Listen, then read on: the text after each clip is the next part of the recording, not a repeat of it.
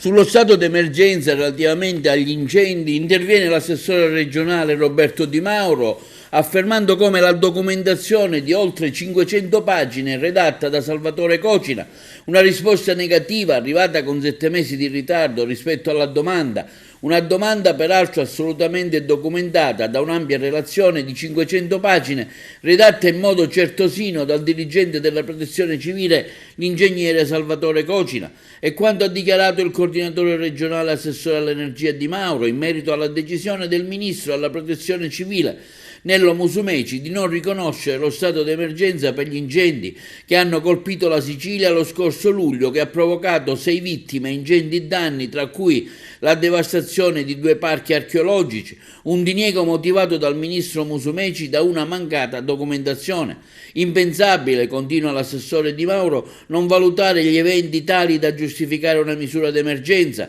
se è vero che oltre alle vittime, oltre alla devastazione dei parchi archeologici, ci sono moltissime persone che hanno dovuto abbandonare la propria abitazione a causa degli incendi. Peraltro, conclude l'assessore Di Mauro, c'è un precedente che risale al periodo in cui lo stesso ministro Musumeci era governatore. In quel caso,